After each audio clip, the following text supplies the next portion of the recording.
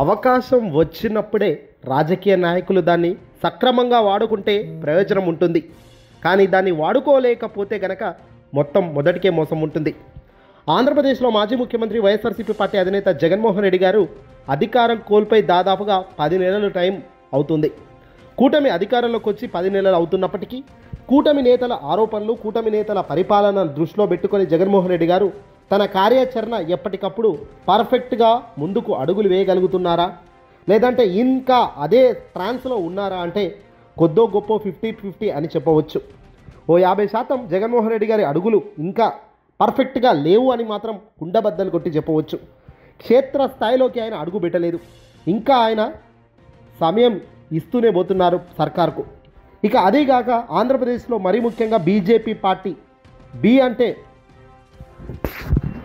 గడిచిన 5 ఏళ్ల కాలంలో అధికారంలో ఉన్న జగన్మోహన్ రెడ్డి గారు భారతీయ జనతా పార్టీకి అనధికారికంగా మిత్రుడిగా కొనసాగారు. అయితే దేశ రాజకీయాల్లో నిశితంగా గమనిస్తున్న వాళ్ళందరికీ కూడా ఈ విషయం అర్థమవుతుంది. తెలుగుదేశం పార్టీకి సంబంధించి జనసేన పార్టీ, అలాగే బీజేపీ, అలాగే చంద్రబాబు, మోదీ, పవన్ ముగ్గురు కలిసి కూటమిగా ఏర్పడ్డారు. అయితే ఇక్కడ బీజేపీ అంటే ఇక్కడ జగన్, చంద్రబాబు, పవన్ అనే స్థాయికి చాలా సందర్భాల్లో వచ్చింది. అంతెందుకు జగన్మోహన్ రెడ్డి గారి సొంత చెల్లెలు షర్మిలమ్మ గారు అనేక సందర్భాల్లో ఈ మాట కూడా అన్నారు, జగన్ బీజేపీ ఒక్కటే అని. దీన్ని తప్పుపట్టడంలో కానీ తిప్పికొట్టడంలో కానీ వైసీపీ మొదటి నుంచి ప్రయత్నం చేయలేదు. ఎందుకంటే జగన్మోహన్ రెడ్డి గారు ప్రజల పక్షాన ఎప్పుడూ కూడా ఆల్టర్గానే పెట్టుకున్నారు బీజేపీని. బీజేపీ వైపు తాను దూకుడుగా ఎప్పుడూ కూడా ముందుకు అడుగులు వేయలేదు. ఎందుకంటే దేశ ప్రధాని నరేంద్ర మోదీని ఏమైనా అన్నా, లేదంటే బీజేపీని అనవసరంగా గెలికి గిచ్చుకోవడం ఎందుకు అనేటట్టుగానే తన అవసరాలకు తగ్గట్టుగానే కేంద్ర పెద్దలతో అడుగులు వేస్తూ తన పనులు తాను చేసుకున్నారు తప్ప ఎక్కడా కూడా బీజేపీని ఇబ్బంది పెట్టే ప్రయత్నం కానీ ఇబ్బంది పెట్టే ఆలోచనలు కానీ ఈయన చేయలేదు. జగన్మోహన్ రెడ్డి గారితో బీజేపీ అంటే Bharatiya Janata party liaison maintain చేస్తూ వచ్చింది. అయితే ఇక ఈవెన్ భారతీయ జనతా పార్టీకి సంబంధించిన నాయకత్వం కూడా ఆఫ్ ది రికార్డ్ మాట్లాడుతూ నాయకులందరూ జగన్మోహన్ రెడ్డి అంటే ఇప్పటికే చాలా గౌరవంగా ప్రేమగా ఇష్టపడుతుంటారు.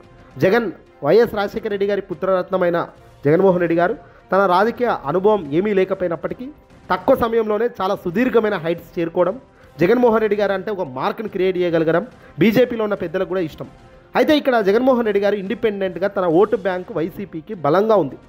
దాదాపుగా ఇప్పుడు 40% ఓటు బ్యాంక్ జగన్తోనే ఉంది. మొదట ఆయన ఆ ఓటు బ్యాంకును కాపాడుకునే ప్రయత్నం చేయాలి. అలాగే ఈ ఉన్న ఓటు బ్యాంకు బీజేపీకి యాంటీ ఓటు బ్యాంక్ అన్న సంగతి అందరికీ తెలిసింది. ఈ యాంటీ బీజేపీ ఓటు బ్యాంకుకు సంబంధించిన వాళ్ళంతా భారతీయ జనతా పార్టీతో ప్రత్యక్షంగానో పరోక్షంగానో వైసీపీ కలిసి ఉండటాన్ని కానీ, వైసీపీ ముఖ్యమంత్రిగా మాజీ ముఖ్యమంత్రిగా ఉన్న జగన్మోహన్ రెడ్డి గారు వాళ్ళతో సఖ్యతగా ఉండడాన్ని ఇష్టపడే వాళ్ళు కాదు వీళ్ళంతా కూడా. ఇటువంటి ప్రచారాన్ని వైసీపీ అక్కడ ఖండించట్లేదు. ఇలా ఖండించకపోయినప్పటికీ మేము భారతీయ జనతా పార్టీకి వ్యతిరేకం, మేము దక్షిణ భారతదేశానికి సంబంధించిన ప్రజల ప్రయోజనాల కోసం పనిచేస్తాం, మేము ఈ ప్రాంత ప్రయోజనాలకు నష్టం కలిగితే, ప్రజలకు నష్టం కలిగితే చూస్తూ ఊరుకోము అని చెప్పడానికి వైఎస్ఆర్సీపీ పార్టీ జగన్మోహన్ రెడ్డి గారు ఒక అవకాశం ఇప్పుడు స్పష్టంగా ఆయనకు లభించడం జరిగింది. అది లక్కీ ఛాన్స్ అని కూడా చెప్పవచ్చు. ఇంతకీ ఈ లక్కీ ఛాన్స్ ఏందయ్యా అంటే ఎప్పుడు కూడా జగన్మోహన్ రెడ్డి గారు బీజేపీకి సంబంధించిన నాయకత్వాన్ని ప్రశ్నించలేదు.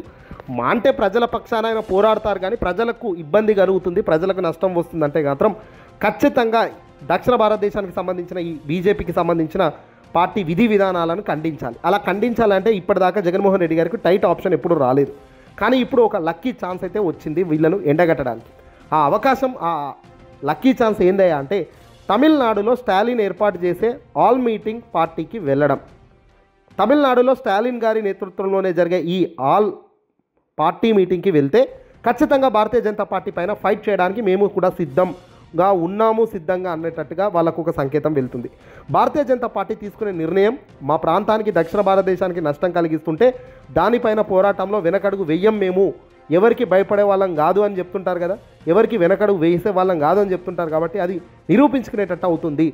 ఎవరికి రహస్య మిత్రులం కాదు, మేము ఎవరితో ఒప్పందాలు రహస్యంగా లేవు, స్నేహపూర్వకంగా అడుగులు వేస్తాము, ప్రజలకు కానీ మా ప్రాంత ప్రయోజనాలను దెబ్బతీసే కార్యక్రమాలు ఎవరు చేసినా వాళ్ళను వదిలిపెట్టే పరిస్థితి లేదు అనేదానికి ఈ అవకాశంలో జగన్మోహన్ రెడ్డి గారు పాలుపంచుకుంటే మాత్రం అద్భుతంగా ఇది సక్సెస్ అవుతుంది. ఇది 22వ తారీఖున జరిగే ఈ మీటింగ్కు జగన్మోహన్ రెడ్డి గారు అటెండ్ అవ్వడం అనేది రాజకీయంగా ఆయనకు చాలా చాలా అవసరం.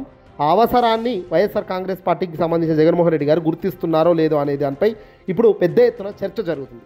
ఈ ఆల్ మీటింగ్ ఈ ఆల్ పార్టీ మీటింగ్కి వెళ్ళడం ద్వారా తాను ఈ ప్రాంత ప్రయోజనాల కోసం ప్రాంతానికి నష్టం జరిగితే ఎవరితోనైనా ఫైట్ చేస్తాము, అది దేశ ప్రధాని అయితే ఎవరు, సో ఆనాడు సోనియా గాంధీతో పోరాటం చేస్తాం, ఈరోజు దేశ ప్రధాని నరేంద్ర మోదీ గారితో కూడా వెనకడుగు వేయకుండా పోరాటం చేస్తామనే దానికి ఒక సిగ్నల్ ఇచ్చినట్లే అవుతుంది.